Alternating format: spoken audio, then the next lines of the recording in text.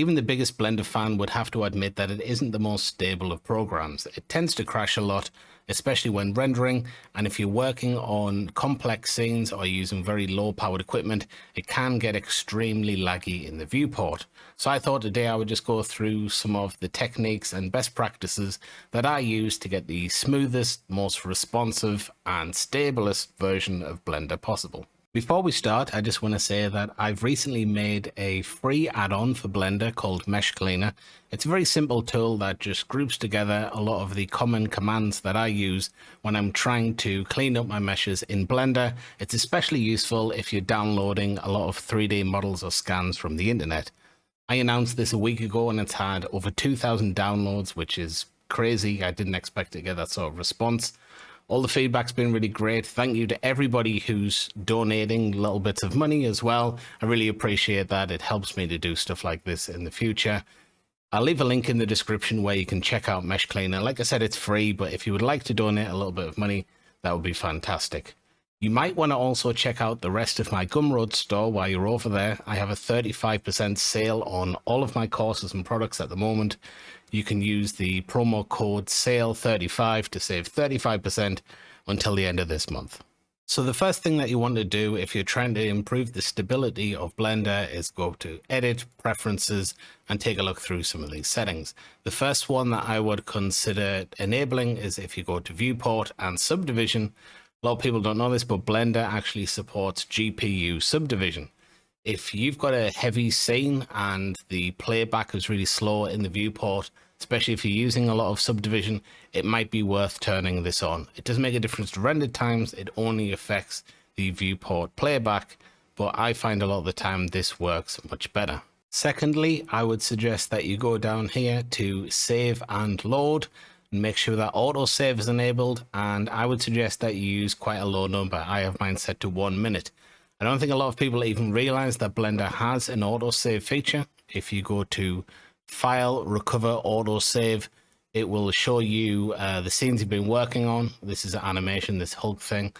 And you can see I have loads of different autosaves in the background. So if Blender ever does crash, and it will crash eventually, I know that I've only lost at most a minute's worth of work, which really isn't that much. So I would also suggest that you take a look at this tab, which is called System. There's some settings in here that I think are relevant. One thing that you definitely want to take a look at is this global undo. That basically saves a copy of the entire scene in the memory. Obviously, if you're having crashes or playback issues because you're low on memory, if you have not very much RAM or something, that might be worth disabling. It probably will make the undo function a little bit slower, but at least you won't crash. Also, undo steps. I have mine ludicrously high. I have mine to 150, but I have quite a lot of RAM and memory, so that's not a huge problem for me. But if you are running out of memory and things like that, you might want to try setting this to like 30 or 50 or something like that. But obviously that means you will only be able to go back so far. I think I'm actually going to turn this down now because that's a bit ridiculous. We have the video sequencer. If you use that a lot, something you want to take a look at is how much memory cache you're allowing.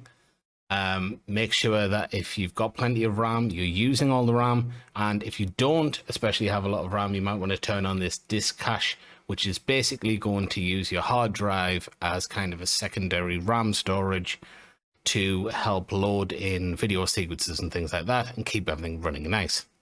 My next piece of advice is to make sure that your meshes don't have unnecessary mesh data. Now, that can just be random loop cuts like this, where they don't actually change the shape. You can dissolve them and it doesn't change anything.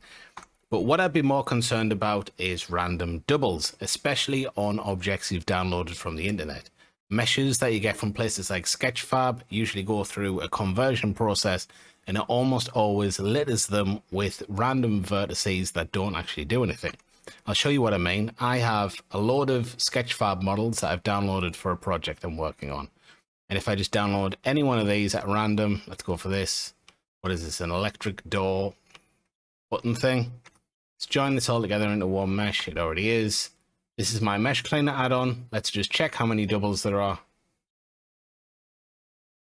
9,000 doubles. So we have 9,000 verts in this thing that aren't actually doing anything. So let's just remove those doubles. and we've massively cut down on how many verts are in this mesh. We also have loads of tries here as well. Now that doesn't change the number of verts, but it does change the number of edges. It's all unnecessary data, so let's convert this to quads and get rid of as many of those as we can.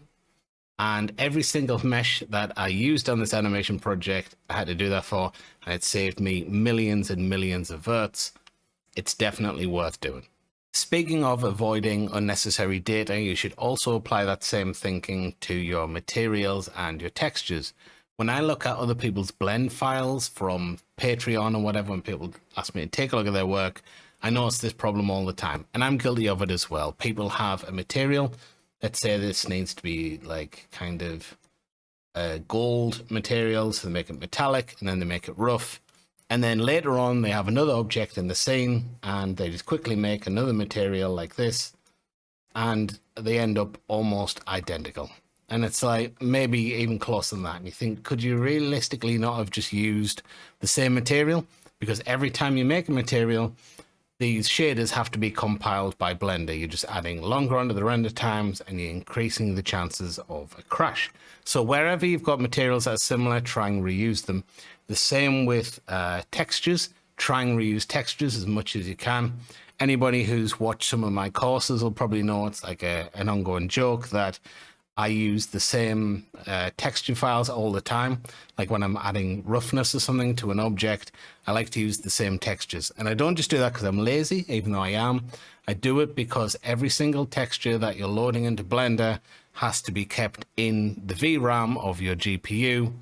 And that's just taking up memory and it's slowing things down. Speaking of textures, I know this one's a little bit controversial, but for most purposes, JPEGs are fine. Lower resolution images are fine. Compressed images are fine. You don't need to have high quality 16-bit EXR or PNG files in 8K resolution for every single object, right? The objects that you've got on screen right now, these are kind of intended to be viewed fairly close up. So these are higher quality than I would normally output like my materials. But I think some of these are only like 2K or something like that, and they're all JPEGs, and you can zoom in very, very close before you start to see any sort of like artifacts or things like that. Realistically, most objects that you have in a scene in Blender are never going to take up more than like 200 pixels square. So why do you need a 4K texture on an object that's never going to be seen that close up? Right? You just save yourself the VRAM and use something like JPEGs for the most part, which are much, much smaller files. The only exception would usually be displacement maps, where I think it is definitely worth having the extra bitrate of something like a PNG or an EXR.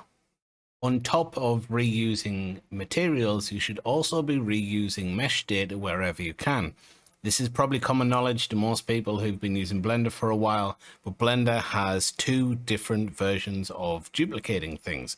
You can use Shift and D, which makes a completely separate copy of the same thing. Blender's now got two different versions of the same thing in its memory here.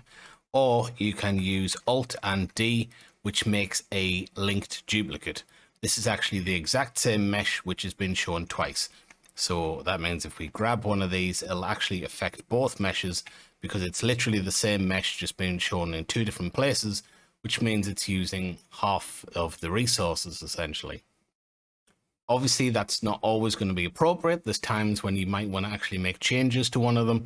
But if you know that the meshes are going to be identical and you're not going to be changing them at all, just use linked duplicates with Alt and D. When you're working on large scenes with lots of objects, you really want to make sure that you're using collections properly. This is from this animation that I've been working on recently, and it's an incredibly large scene. We have this huge outdoor area, and also we have a enormous building which has lots of different rooms and things like that. And I couldn't possibly be working while I have all of this stuff on at the same time. So I have everything split up into collections here, and I can just turn everything off. Turning the visibility off, by the way, does nothing. But if you turn off the collection itself, Blender, for the most part, forgets that it's there. So I can turn on, let's say, just this hanger collection, and that gives me just this one room, and everything else is hidden, so I don't have to worry about having millions of verts worth of other objects in the background that are not actually doing anything. I only have to make sure these are enabled when it comes to render time. While we're on the topic of turning off things that you're not using, I probably should have mentioned this in the preference part earlier on, but you might want to go into your add-on settings and turning off any add-ons that you're not using right now. You don't have to actually uninstall them. You can just click off this button here and it will disable them. There's two good reasons to do that. Number one, every single add-on that you have enabled increases the amount of time that it takes Blender to start up. And number two, the more add-ons that you have in the background, the more chances of them conflicting with each other and causing a problem. A lot of these add-ons are doing things in the background, even if you're not actually using them at the time, and they can all cause like instabilities because some of them might be kind of trying to access the same thing at once or trying to override each other, and it can cause problems. There's also several settings on the right-hand side settings menu that you might want to take a look at, which will definitely improve performance and can decrease the chances of you having a crash as well. The first one that I would look at is over in the render properties settings. If you go down to lights, we have this option for light tree. Light tree is usually worth having enabled, especially if you have lots of lights in the scene, but quite often I keep it disabled if I do have a lot of lights in the viewport. And the reason I do that is because even though light tree makes rendering faster, it has to calculate where all the lights are in the scene, and that creates a little bit of lag. I made this Ferris wheel, I think for a Patreon video. It was part of originally for a bigger animation that I never released. It has all of these lights in it, and when I was working on this, I noticed that it was starting to go really slow. It's much better in this version of Blender, but even still, if we play this, you can see that it's kind of jerky the way that it's moving, whereas if I turn the light tree off, it instantly becomes much smoother. The next thing that you definitely want to take a look at is this simplify panel. If we enable this and open up the drop down here, what this basically does is it makes Blender more efficient in the viewport and potentially in the render when it comes to things that can be really taxing on the system. So this max subdivision here, it does exactly what it sounds like. If we add a monkey into this scene, let's give it 5 levels of subdivision. If we set this to 2, it will only use 2 levels of subdivision in the viewport. It kind of overrides all the settings, and it will just make sure that whatever this is set to, that's what it's going to use. You can also do it for the actual render itself. If you have some objects in the scene and you can't remember which ones, but you know you used way too high subdivision, you can turn that down. You can choose the number of child particles, and this is a really good one to use, texture limit. If you have really high resolution like bake textures or textures that you've made in an external program, for instance, you can use a lower version of the texture in the viewport and only use the higher resolution one in the final render. I would definitely suggest you take a look at that and probably set this to like 1024. You don't really need higher textures than that in the viewport usually. There's also a setting here for normals, that's worth enabling. What that basically does is it just ignores custom normals in the viewport. Custom normals have to be calculated all the time if you use crease and things like that. If you have this enabled in Simplify in the viewport, it'll just act like you haven't got custom normals at all. So underneath that, we have this tab here called Performance. There's a setting here, Final Render, Persistent Data. What that basically does when you hit render and Blender says it's like compiling all the information and everything, normally it has to do that pretty much individually for every single frame. With persistent data on, it will try and hang on to as much information as possible. It means Blender's doing less calculations, and I've found these days it generally works out to just be a little bit more stable, because that's quite often the stage where Blender crashes. It did used to have a lot of problems, persistent data, where it would do some really weird things to the render, but I find in the new versions of Blender, it's pretty much safe to have this turned on just all of the time. And in fact, I do have mine usually turned on by default. If your blend scene is working fine, no problems, but your render keeps crashing all the time, especially if you're running out of VRAM or something like that, you might want to look into command line rendering. Because at the end of the day, when you're rendering things out in Blender, This interface, all of this that it's showing you on screen, is taking up resources from your GPU, and it can cause problems. So when you render out on the command line, basically it's just going to render in the background. Blender will be open, but it won't show you any of the interface, and it will just render out the scene. I have an old video on command line rendering. I'll link that in the description somewhere so you can check that out.